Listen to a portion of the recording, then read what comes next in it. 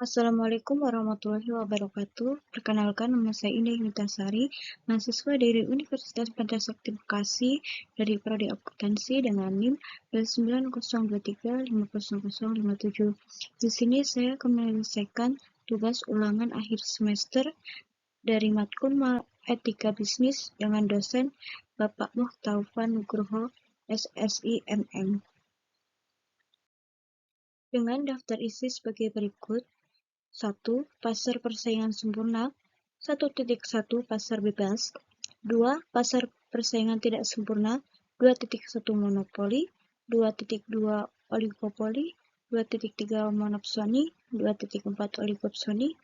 3. Etika konsumen. 3.1 Bisnis dan perlindungan konsumen. 3.2 Hubungan produsen dan konsumen. 3.3 Kasus-kasus etika konsumen. 4. Etika periklanan. 4.1 Fungsi iklan. 4.2 Jenis-jenis iklan. 4.3 Kasus-kasus etika periklanan. Pendahuluan. Pasar adalah tempat bertemunya penawaran dan permintaan barang atau jasa. Dalam ekonomi, pasar dapat diberikan menjadi dua jenis, yaitu pasar persaingan sempurna dan pasar persaingan tidak sempurna. Pada presentasi ini, saya akan membahas tentang pasar persaingan sempurna, pasar persaingan tidak sempurna, etika konsumen, dan etika periklanan. 1. Pasar persaingan sempurna. 1.1 Pasar bebas. Pasar bebas adalah konsep dari pasar dalam ekonomi dan sering menjadi fokus dalam pemikiran ekonomi liberal. Sederhananya, pasar bebas adalah situasi pasar yang menjual dan pembelinya mempunyai kebebasan untuk memutuskan kebijakan perdagangan. Ciri utama pasar bebas adalah tidak adanya transaksi atau ketentuan yang dipaksakan pada transaksi. Oleh karenanya, semua pasar pasti ada yang dibatasi. Menurut Britannica Encyclopedia, pengertian pasar bebas. Pertama, terdapat banyak penjual dan pembeli di pasar, sehingga tidak ada satu entitas yang memiliki kekuatan pasar untuk mempengaruhi harga. Kedua, barang yang ditawarkan di pasar bebas adalah homogen atau seragam, artinya tidak ada perbedaan kualitas antara barang yang ditawarkan oleh penjual yang satu dengan penjual yang lain. Yang ketiga, terdapat transparansi informasi di pasar bebas, sehingga penjual dan pembeli memiliki akses yang sama terhadap informasi tentang harga dan kualitas barang. 2. Pasar persaingan tidak sempurna. 2.1 Monopoli. Pasar monopoli adalah suatu bentuk pasar di mana sebuah penjual tunggal menguasai pasar monopolis, berkuasa untuk menentukan harga, dan tidak punya barang sejenis yang hampir sama. Pada pasar monopoli, tidak terdapat barang lain yang sejenis dan tidak bersaing bagi sebuah perusahaan. Penjual pada pasar monopoli disebut monopolis yang merupakan pihak tunggal. Monopoli mempunyai kekuasaan dan menguasai pasar untuk menentukan harga atau price market. Contoh perusahaan monopoli yaitu PT PLN Persero, PT KAI. 2.2 Oligopoli. Pasar oligopoli adalah pasar hanya menjual satu jenis saja. Namun, harga pada suatu jenis barang itu tidak sama dengan harga produsen atau perusahaan lainnya. Sederhananya, harga dari satu produsen dengan produsen lainnya akan mengalami diferensi. Apabila hal ini terjadi, maka pasar oligopoli semakin tidak sehat, karena konsumen lebih menyukai harga relatif lebih murah, tetapi barang cukup berkualitas. Tujuan pasar oligopoli memberikan kebebasan kepada konsumen untuk memilih produk yang mereka inginkan. Dengan cara ini, produsen meningkatkan kualitas produk yang mereka jual untuk memenuhi kebutuhan konsumen. Berikut contoh industri yang termasuk oligopoli: PT Astra Honda Motor atau AHM, PT Semen Indonesia. 2.3 Monopsoni. Pasar monopsoni adalah pasar yang terdiri dari banyak penjual, namun dikuasai oleh pembeli tunggal, bisa individu maupun kelompok bisnis. Hal yang menyebabkan kondisi tawar-menawar harga yang tidak sehat, karena banyak penjual hanya bergantung kepada satu pembeli. Perbedaan pasar monopsoni dan monopoli terdapat pada pengendali pasar tersebut. Pasar monopsoni dikuasai oleh pembeli tunggal, sedangkan pasar monopoli dikuasai oleh penjual.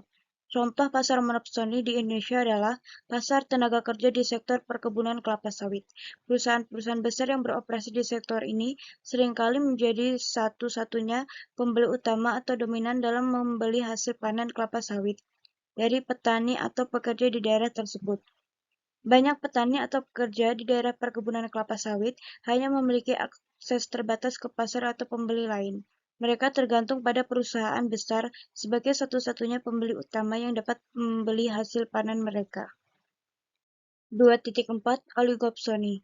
Pasar oligopsoni adalah keadaan suatu pasar yang hanya memiliki sedikit pembeli. Produk yang ditawarkan dapat sejenis maupun beragam dengan adanya persaingan harga dan non-harga pada pasar oligopsoni. Informasi tentang produk sangat sedikit, sehingga jadi ketergantungan satu sama lainnya antar pedagang. Dalam oligopsoni, para konsumen membuat kesepakatan bersama menguasai pembelian komoditas, harganya dapat dikendalikan. Produsen tidak punya pilihan lain selain menjual produknya ke para konsumen. 3. Etika konsumen. 3.1 Bisnis dan perlindungan konsumen. Dalam etika konsumen, bisnis memiliki tanggung jawab untuk melindungi kepentingan dan hak-hak konsumen. Ini termasuk memberikan informasi yang jujur dan akurat tentang produk atau layanan yang mereka tawarkan, serta memastikan bahwa produk tersebut aman dan sesuai dengan standar yang ditetapkan. Bisnis juga harus memiliki kebijakan pengembalian yang adil dan memberikan layanan pelanggaran yang baik.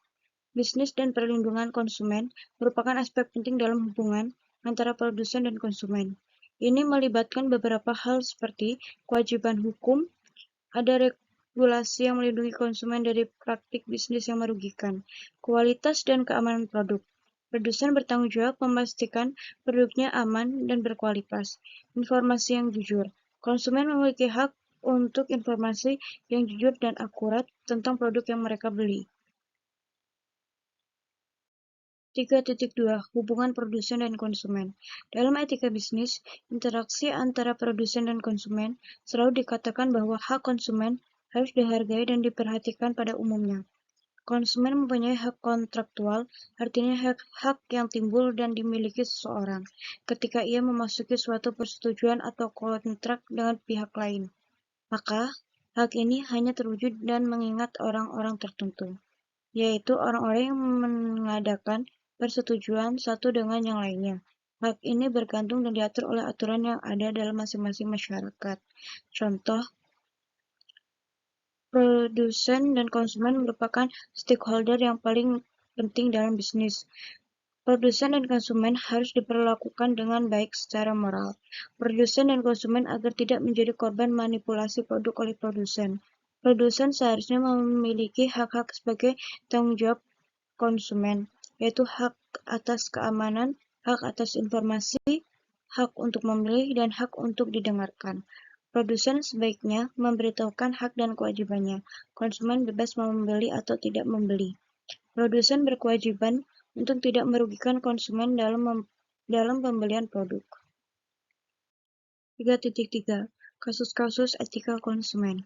Kasus-kasus etika konsumen melibatkan situasi di mana keputusan atau perilaku konsumen, produsen, atau kedua belah pihak melanggar prinsip-prinsip moral atau nilai-nilai yang dianggap benar dalam konteks hubungan bisnis. Maka dari itu, pentingnya memperhatikan etika konsumen dalam bisnis. Produsen dan penjual harus bertanggung jawab untuk melindungi hak-hak konsumen dan menjaga integritas dalam hubungan bisnis mereka. Contoh kasus etika konsumen. 1. Penipuan konsumen. Informasi tidak jujur, iklan menyesatkan. 2. Masalah kesehatan dan keselamatan. Produk tidak aman, informasi tidak lengkap. 3. Pelanggaran privasi atau pelanggaran data. 4. Etika periklanan. 4.1 Fungsi iklan. Fungsi iklan adalah suatu komunikasi yang bersifat non-pribadi dan biasa kita temui di media massa. Berkembangnya kegiatan perekonomian memunculkan berbagai macam produk baru, baik berupa jasa maupun barang. Perkembangan teknologi juga turut berperan karena menghadirkan produk-produk digital. Disinilah iklan menjadi alat bagi produsen memenangkan persaingan dalam perebutan konsumen. Selain iklan, ada juga sales promotion, personal selling, public relation, dan direct marketing.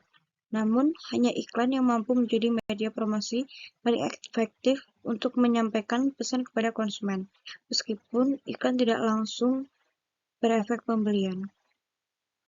4.2 Jenis-jenis iklan. Persuasif rasional, bertujuan untuk mempengaruhi konsumen melalui argumen, argumen logis, dan fakta-fakta yang relevan. Persuasif non-rasional, bertujuan untuk mempengaruhi konsumen melalui emosi, keinginan, atau rasa takut. 4.3 Kasus-kasus etika periklanan. 1. Iklan menyesatkan. Contoh kasus, sebuah perusahaan makanan mengklaim bahwa produk mereka mengandung bahan alami 100%, padahal sebenarnya terdapat bahan tambahan yang tidak alami. Hal ini menyesatkan konsumen yang menginginkan produk yang benar-benar alami. Contoh produk, minuman sari buah segar. Perusahaan mengklaim bahwa minuman mereka terbuat dari bahan alami 100%, namun pada kenyataannya terdapat bahan tambahan yang tidak alami seperti pewarna buatan, pemanis buatan, atau pengawet kimia. 4.3 Kasus etika periklanan dan beberapa kasus etika periklanan yang sering muncul meliputi 2. Iklan tidak etis. Pelanggaran ini terjadi ketika iklan melanggar norma-norma moral atau nilai-nilai yang diterima secara umum. Contohnya adalah penggunaan gambar atau konten yang vulgar, merendahkan, atau menyinggung kelompok tertentu. 3. Iklan yang melanggar privasi. Pelanggaran ini terjadi ketika iklan mengumpulkan atau menggunakan informasi pribadi konsumen tanpa izin atau melanggar privasi mereka.